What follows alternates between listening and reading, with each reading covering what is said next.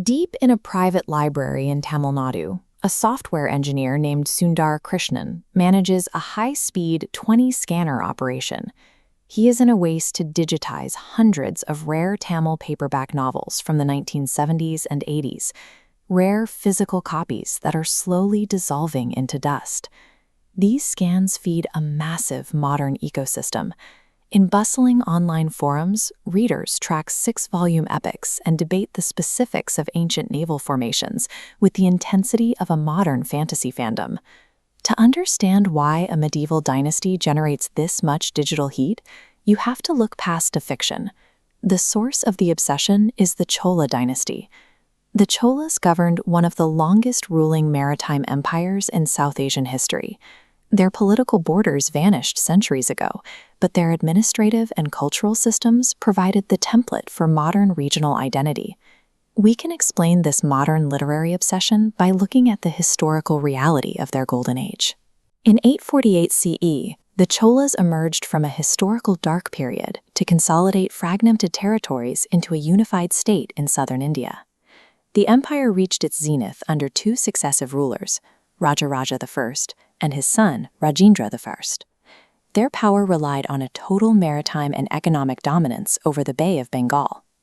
Under Rajendra I, the Chola navy launched unprecedented military raids across the sea, striking deep into the ports of the Srivijaya Empire in Southeast Asia. These invasions crippled rival shipping powers. It allowed Tamil merchant guilds to seize and control the primary maritime trade routes between India and China. This global revenue funded the dynasty's imperial expansion and the grand architectural monuments they built back in their heartland.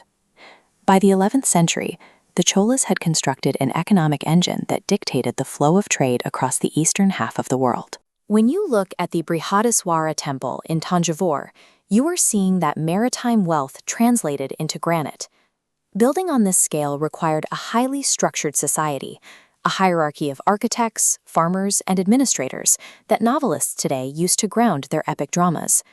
This includes the Devaradiyars, highly respected dancers and entertainers who served as cultural anchors and muses for the temple's elaborate carvings.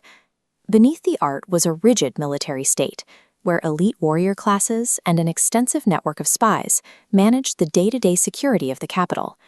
We have access to these details because the Cholas were obsessive record keepers. They carved the administrative details of their civilization directly into the temple walls. This temple acts as a sociological ledger.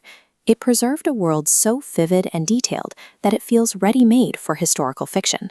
The empire eventually succumbed to internal disputes and the resurgence of the Pandya dynasty, formally ceasing to exist by 1279. But while the political dynasty died, the physical infrastructure of their civilization endured.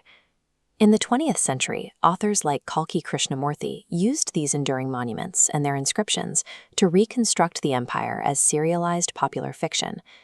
These stories turned dry archaeological facts into a massive cultural revival. They transformed the Cholas from a historical footnote into a source of regional pride. This legacy is the reason software engineers like Sundar Krishnan are currently working overtime to digitize these stories. A map can be redrawn in a single generation, but a culture recorded in stone and popularized by ink has a longer shelf life.